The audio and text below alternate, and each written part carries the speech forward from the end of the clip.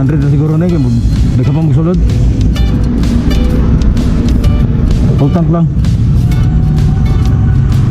Daghan po, alang ipuno. 100 lang isa. Ah, sige.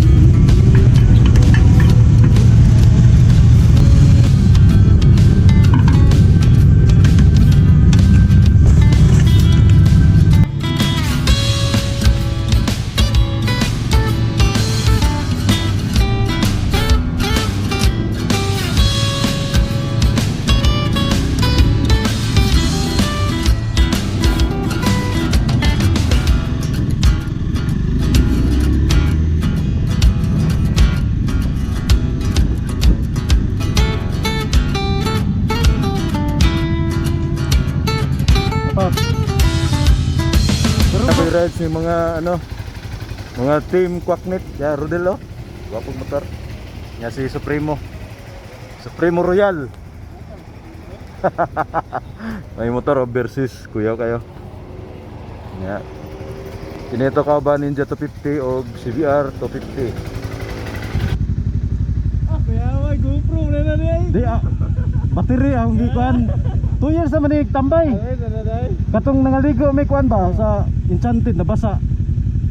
Ko ang testing ang palit battery hingga naman palitan og dakbok battery. Ah.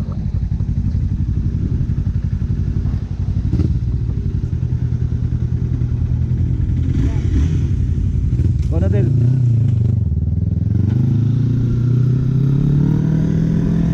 Welcome back mga amigo. Karon na naputay ride ngadto tag Bukidnon ngadto ta sa may Lantapan kay atong kauban mupalit ko no og gulay pupunta ng Lantapan para bumili ng gulay. So one way travel nasa 260 km yung ating biyahe para makabili ng gulay yung ating kasama.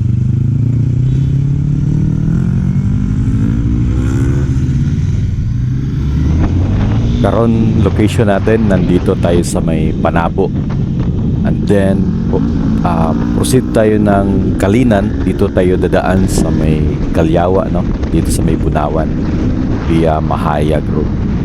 So yung nasa unahan natin si Rodel, siya yung mag-guide dahil mas kabisado yung kalsada at itong way na to, ito yung pinaka mabilis na daan papuntang Bukidnon Di na tayo dadaan ng Davao City. Maiwasan natin yung matinding traffic doon sa may diversion road ng Davao City dahil mababypass natin siya, lalabas na tayo ng Kalinan. Mga amigo, kanang ito pala yung checkpoint ng Lasang dito sa may task force So lahat ng mga biyahero papasok ng Davao City, chine-check po yan ng ating mga kawani ng Task Force Davao para masigurado yung security ng ating lungsod. So nakakatulong naman po yan kaya mas panatag ang ating loob dito sa lugar na to dahil alam natin na may nag-check lahat ng mga lalabas at papasok.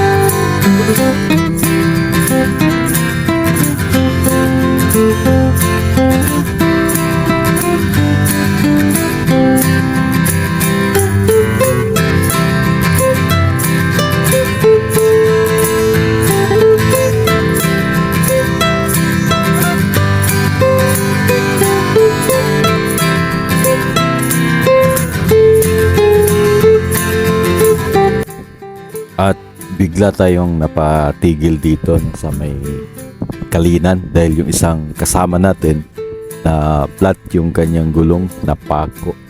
So we need to re-inflate yung tire niya.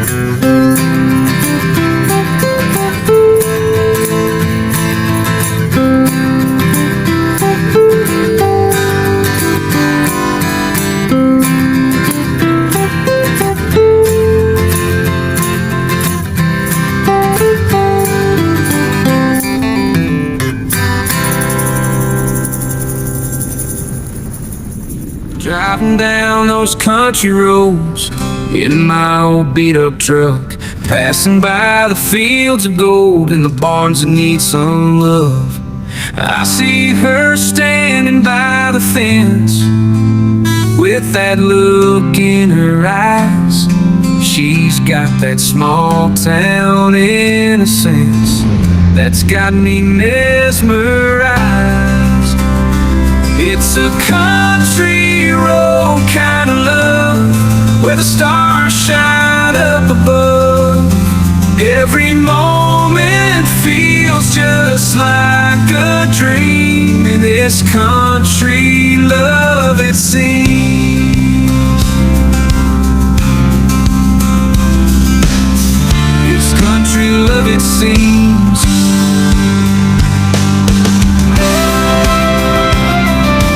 At inaabot na tayo ng gabi mga higala.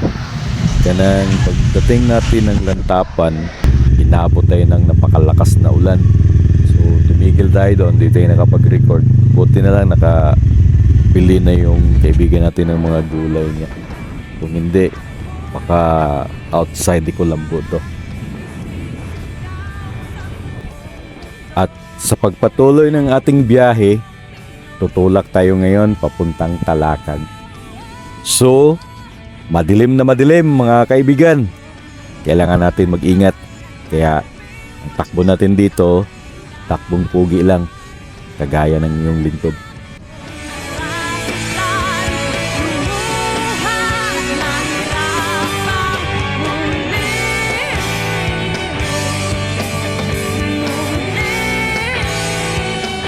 Mga timlagan, yas nung aslasang.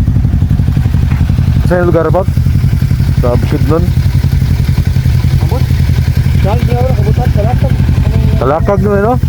Talakag man ito ni? Talakag. Talakag.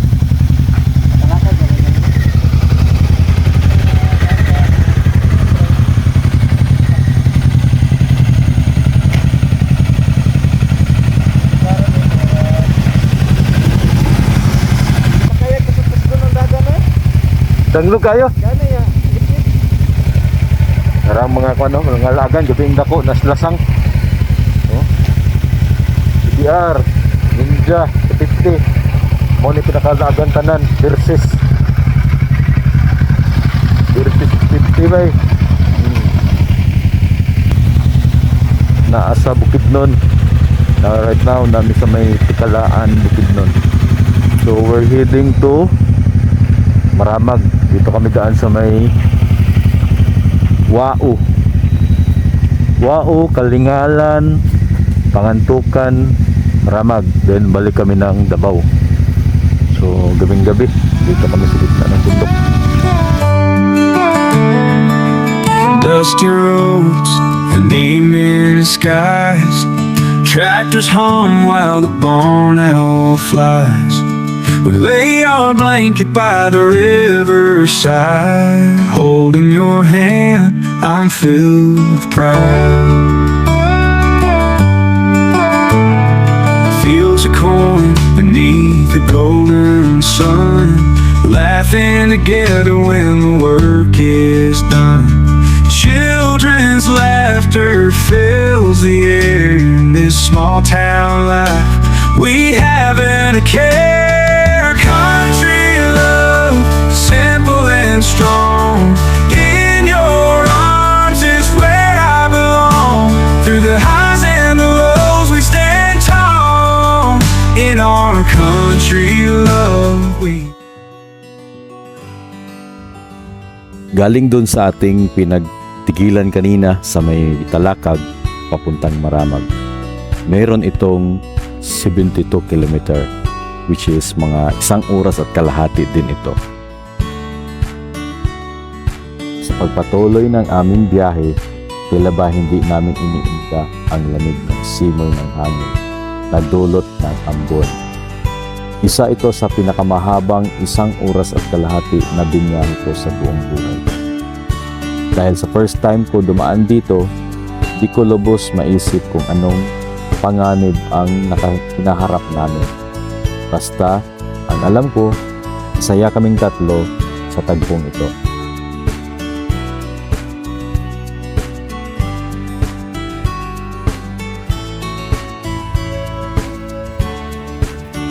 At ngayon mga amigo, nasa Maramag na tayo. Siguro hanggang dito na yung aking video dahil naglolobat na rin yung aking camera. So maraming salamat po sa inyong panonood and God bless mga gala and amigos.